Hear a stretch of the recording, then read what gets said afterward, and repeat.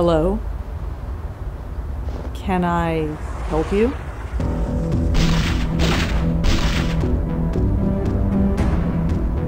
No, not yet.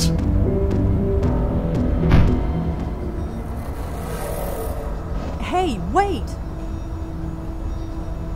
Durkin. It's me. You need to send someone here right away. Someone's been shot. Shot? Who was it? What happened? I don't... Hello? Blackwell, what's going on? Sir? Hello? Are you... We're here to help. Don't worry. No, it's too late. We're not safe. Even Grace is not safe. I'm sorry, friend, but whoever Grace is, you're past worrying about her now. No, you don't understand. You don't. You'd be surprised what we understand. You? No. The Bestower. I need the Bestower. Bestower? You know about Bestowers? About us? I know enough, but not enough to save me. Well, it's your lucky day. We just happen to be in the saving business. You don't understand. They will find me. I hate to break it to you, but I think they already did. No. No!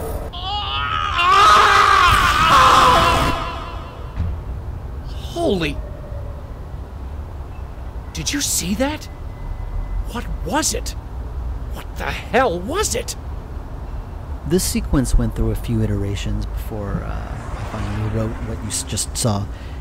My goal, if I had a story beat goal for this whole section, was that it would start off in a typical Blackwell fashion. You find a ghost, you learn about the ghost, you save the ghost, and then at the end of that, something happens to kind of completely switch gears, something that never happened in a Blackwell game before, and just to show that this is something different now. And my original idea was for Rosa to be shot by a random assailant, and then the game would pick up about a month or so later after she's out of the hospital and trying to track down who attacked her. And that's sort of what led to the rest of the game. But I couldn't make it fit within the story I had in mind, if only because I found it really hard to justify why they wouldn't keep going after her once they found out she was alive. And also I had trouble deciding who actually shot her, and why. Why did they do it? I couldn't really get that straight and fit with the rest of the story. So I decided to have someone else be shot and have this horrible thing happen to him. And what's nice about that is it seemed to be the right thing, because the rest of the story seemed to nicely revolve around that moment. So it worked really well.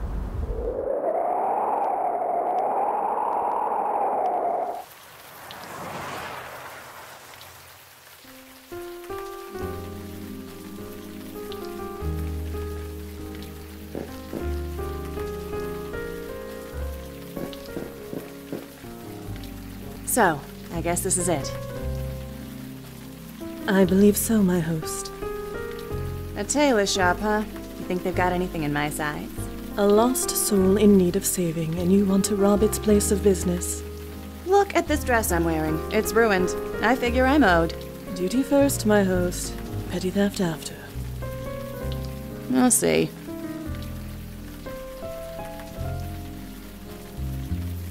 Does she have to stare like that? Drives me batty. Hey, Madeline? Yes, my host. Could you stop calling me that? Stop calling you what, my host? That. I'm no host. I am sorry, my host. That is what you are. It's raining buckets. Indeed. Most fortuitous. Fortuitous. It enables us to do our duty unperceived. And we can converse without any awkwardness. Great. Wouldn't want this to be awkward. Just think, we could have been dancing at the supper club tonight. If those contortions could be referred to as dancing, then you are correct. I'm not gonna apologize, you know. For what? Trying to transfer our link to that Joe Gould fellow? Like I said, I ain't gonna apologize. I didn't ask for this. Neither did I, my host. Neither did I. You're not mad? After centuries of this existence, I have learned to put my personal feelings aside. Yeah, well, I ain't got centuries. Well, see ya. Certainly, my host. I really wanna, but Maddie'll give me an earful if I leave now. I really wanna. It appears to be some sort of haberdashery. Observational player character lines. Hooray! Yep. My host. Bitch, what you doing?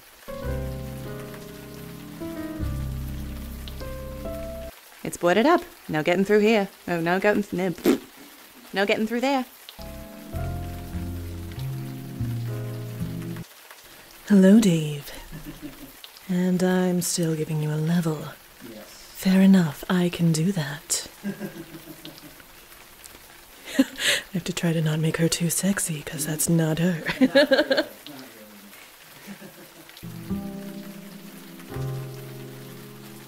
Often I don't really get a handle of a character until I start writing them.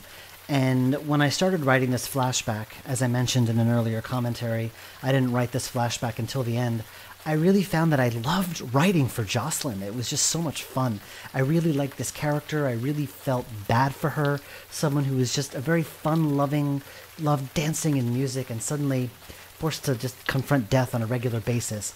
I just found myself really liking this character, and my one regret, and if I had more time, which I don't, I've going on almost 2 years working on this game, I would have expanded her role and made it even bigger, because I find myself really liking this character. So, sorry Jocelyn, your time in this game is small but memorable.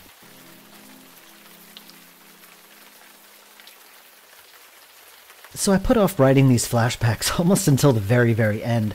I even finished the closing credits before I wrote these scenes. And the reason why I was putting them off is because I wasn't sure how to make them fit properly. The story of these flashbacks has nothing to do with the story of Blackwell Epiphany. But at the same time, the players have been waiting to get answers about who Joey is, and maybe even who Madeline is, for a very, very long time. And I didn't want those answers to be given in some quick, offhanded, expository dialogue. I wanted you to experience it. When you're playing a game, you want to experience something. That's how you get the full effect of it. You are in those shoes, it's happening to you, or you're making it happen. So I wanted it to be an interactive sequence. Even though the story maybe didn't fit, in the end I decided it didn't matter. This was important to have, so I put it in. I'm no host. You're certainly not. You didn't even offer me a drink. Indeed, most fortuitous. Fortuitous? I keep feeling like going, fortuitous? Like, yes, it means we're lucky.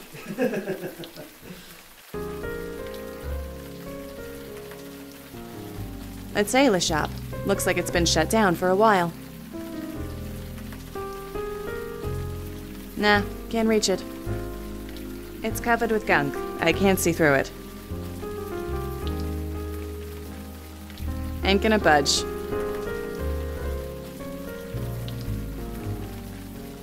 It's boarded up. No getting through there.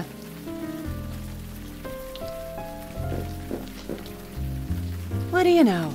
Locked. It's covered with gunk. I can't see through it. Won't budge.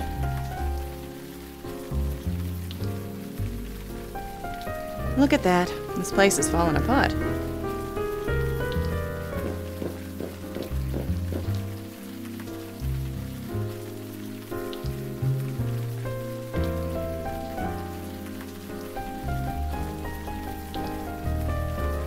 Look at that. This place is falling apart. My host, Jocelyn Contis.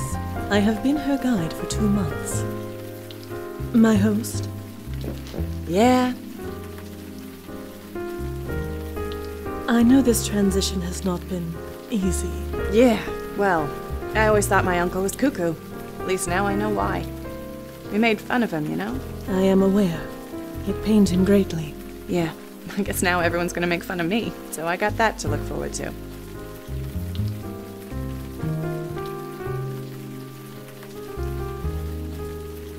Are you ready to take this seriously, my host? You don't think I'm serious? I think your head is in the clouds. Shows what you know. I think you've been dead too long. Dead too long. Whatever do you mean? I just want to live, you know? Is that so wrong? You appear living to me. I'm living for the dead. It's different. How so? It just is. I believe we should return to our duty, my host. Yeah, sure.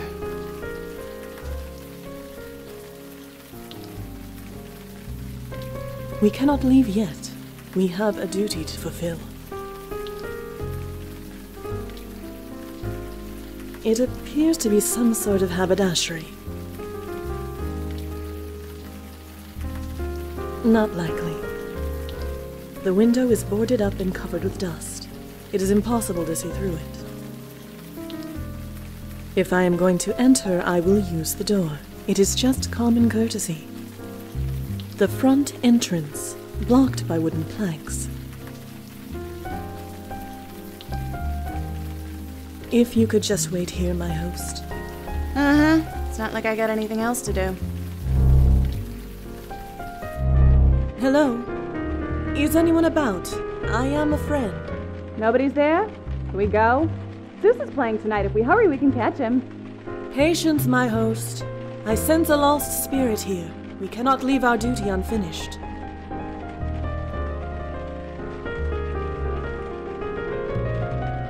A quiet night, despite the rain. I cannot open the window. It appears to be a coat of some kind. It has been a long time since I have seen my reflection.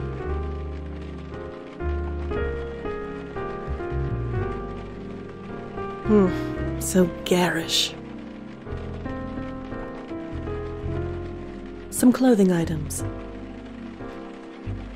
I believe these were caused by a pistol. The notice reads, "Please ring bell for service." It is a simple bell. I am incorporeal and unable to ring the bell. A door leading to a back area.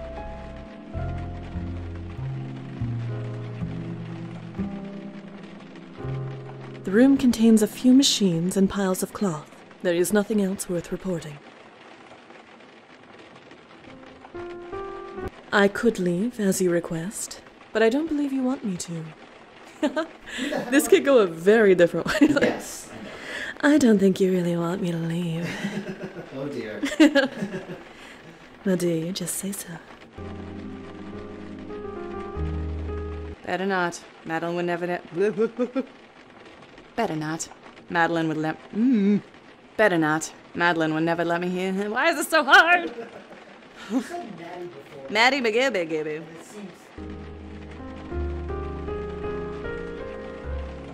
So who shot up this place? So who killed you? Yeah. Yeah, so... Stating the obvious... I'm the worst person. This is so funny. Oh, it gets worse. Oh, God.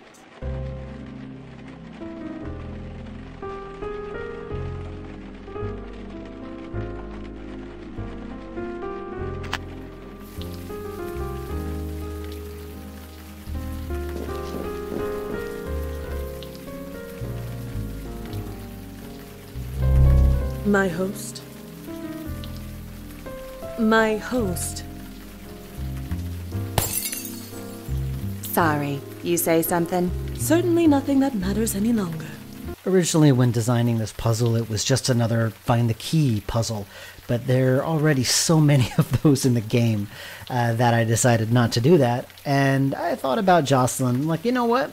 She would totally smash a window with a brick if she thought she could get away with it, so that's what she did. No one saw me. No one can prove anything. Hey, Madeline? Yes, my host. Well, see ya. Certainly, my host.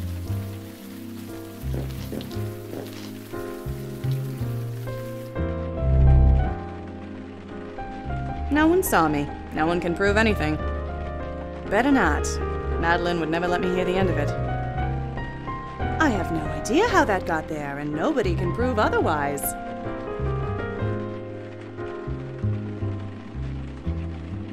You crazy? I ain't picking up broken glass, even if I did put it there. A jacket from 2 seasons ago. I guess this place has been closed for a while. It's not even my size. Ugh, stupid rain. I look horrible. I ain't lugging that home. It worked, didn't it? Better not. If anybody comes in here, I don't want that thing in my hands. Huh. Some kind of band. Danny and Linda Marconi? Never heard of them. Why would I want that? I've never even heard of those guys. They're all from last season. No point. There's nothing my size. It says to ring the bell if I need help. Jeez, what happened here? I ain't putting my fingers in those. There might be blood in there. Looks like it leads to a back room.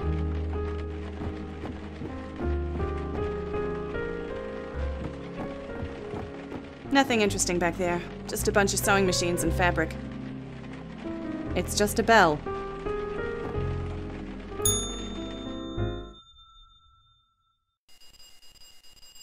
Danny? Danny, someone's out front! Danny, where the hell are you? Sorry for the wait, ladies. My assistant seems to be out. What can I do for you?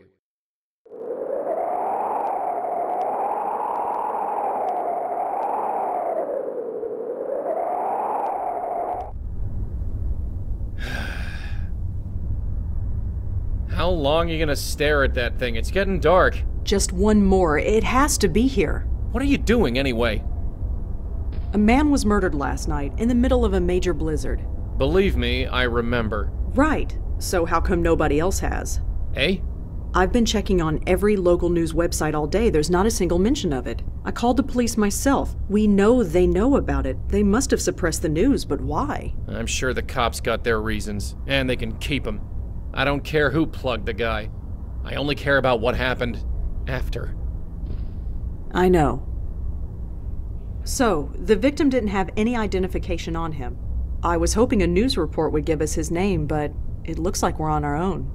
Well, something familiar at least.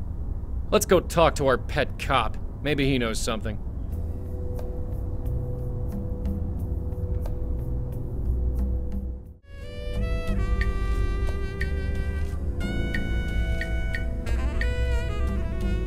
How long are you gonna stare at that thing?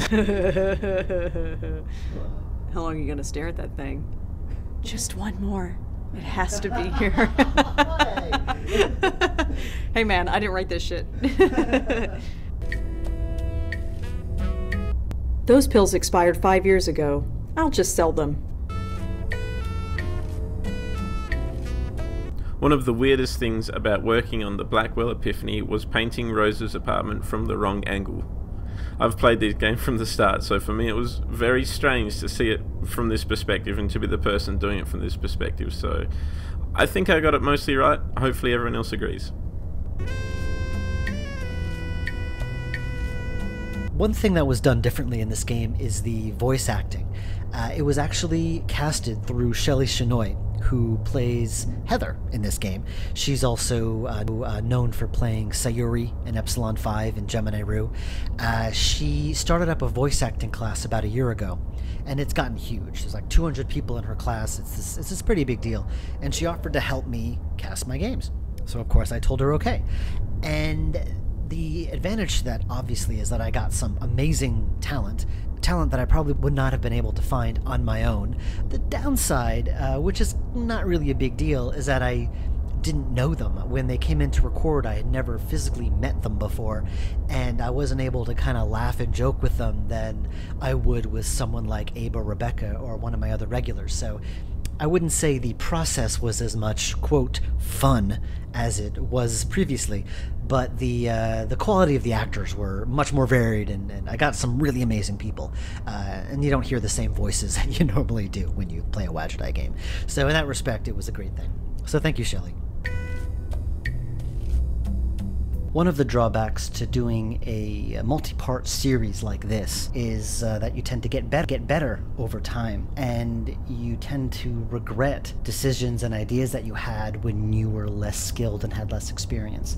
And one of those decisions, I hate to say it, was the character of Nishanti. Not that she was a bad character, but my idea and story arc for her was just so stupid. I realized 2 games in that I just did not like my idea. It was so stupid that I'm embarrassed to say what it is on this commentary. So I'm not gonna, sorry. But I was stuck with her. It's already been established. She was already out there, so what could I do? I tried changing the story, but nothing felt right. It just didn't work. So in the end, I just kind of quietly forgot about her, kind of shunted her to the side. So sorry about that. Nishanti is across the hall there, but we don't see her or talk to her. We hear about her, but we don't actually see her in the game. So I'm sorry, Nishanti. I wish I was a better designer back then. Could have treated you better. Still Joey, still following me around.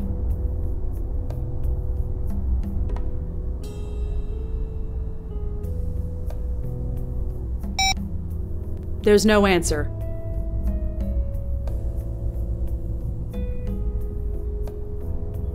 The ghost we saw last night said that Grace wasn't safe, and then he went.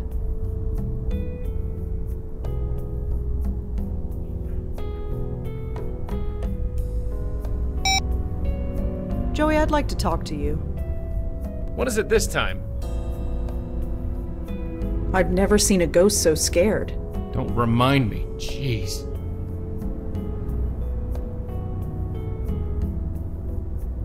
Grace. Who is Grace? Whoever she is, she's our only lead.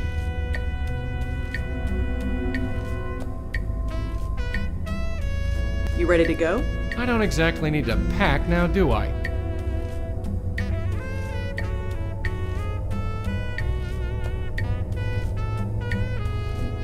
Auntie Lauren gave that bear to me when I was a kid. His name is Griff, the PI bear, although he's more the geriatric bear these days. Sometimes I think about taking Griff down, but he's so old these days, I'll just leave him. My bedroom's an oversized closet, but it's mine. I can't go to bed yet. I have a full day ahead of me. Or rather, a full night, but still. There's nothing in there. I go through much less paper since I gave up writing. I miss it sometimes, but I just can't seem to find the time anymore. Trust me, there's nothing in my trash worth taking. My old computer, I don't use it much since I got my phone. It takes about an hour to boot up these days. Some articles I wrote for the Village Eye newspaper. I hated working there and the paper's been dead for years, but for some reason I can't take them down. I'd prefer to keep them. I bought that clock at a tag sale years ago. It doesn't work, but for some reason I can't get rid of it. I know it's broken, but I've had it for years. It stays. I stopped updating this calendar around the time Joey came into my life. There's probably a connection there. I've pretty much stopped updating that calendar, especially since I can download 100 calendar apps on my phone. The last article I ever wrote, and the first ghost I ever saved.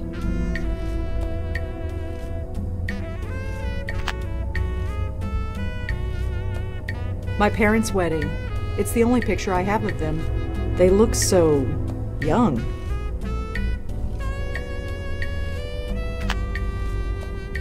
Auntie Lauren and me. This was just before all the troubles began.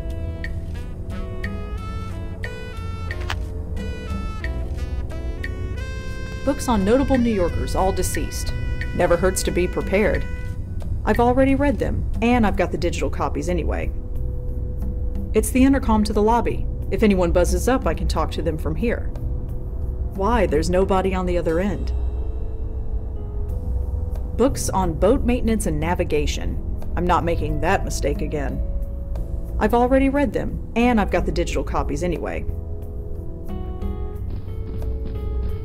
Grandmother Patricia, my dad, and Auntie Lauren. I never met my grandmother.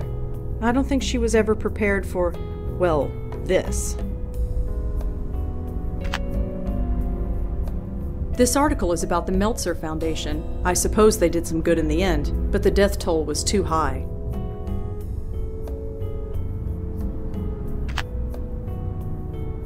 It's a poster for the film Water Under the Bridge. It starred Frank Lyons. There's no point in taking the poster around with me. It's a picture of me and a former coworker of mine. Jeremy was a friend, kind of. I never did get to know him well. Not when he was alive, anyway. This man's name is Danny Marconi. I only met him briefly, as a very old man.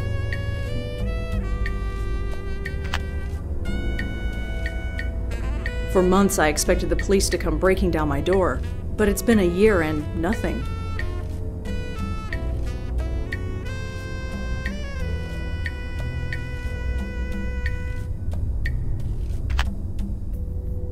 I've had it for years and it's only slightly coffee-stained. It's an empty coffee mug. Why would I want to pick it up? That dog leash used to belong to my neighbor Nishanti. She gave it to me as a souvenir of how we met. It's frayed and chewed through. It's not good for much of anything. The seagull statue used to belong to Lisa Tenzin. I'll just leave that where it is. These were Auntie Lauren's favorite brand. I don't remember much from back then, but the smell reminds me of her. I don't actually smoke. It's a Gold Tech mug. I have plenty of mugs in the kitchen if I really need one. I snuck this bottle out of a hospital room for a college kid named Susan Lee. Those pills expired 5 years ago. I'll just leave them. We saw this in a flea market and Joey bugged me until I bought it. He still won't tell me why. There's no point. I can never find the right size tapes for it. My old notepad. I went through dozens of these before I upgraded to this phone. The notepad's full, and even if it wasn't, I use my phone to take notes now. It's a portrait of Joe Gould. It used to hang in the Minetta Tavern.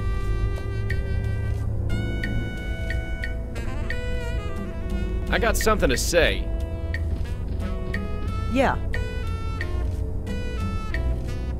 Jesus, the look on that guy's face. I can understand wanting to kill a guy, but that? Anyway, let's get a move on. Who's Grace, anyway? Another spook? Whoever she is, we have to find her. You think you can get that Durkin guy to spill? He hasn't exactly been forthcoming lately, but I'll do my best. I know it's cold outside, but I wish she'd get a move on. I don't think she'd appreciate me blowing on her. Probably the oldest thing in this room, except for me. I ain't getting near that bear. Red would chew my ear off. Figuratively speaking, anyway. I'm not just gonna blow on everything I see. It's the door to the closet, or as Red calls it, her bedroom. Nah, I'll let her keep her privacy. It's full of trash. Nothing on there but a couple articles she wrote for some newspaper rag.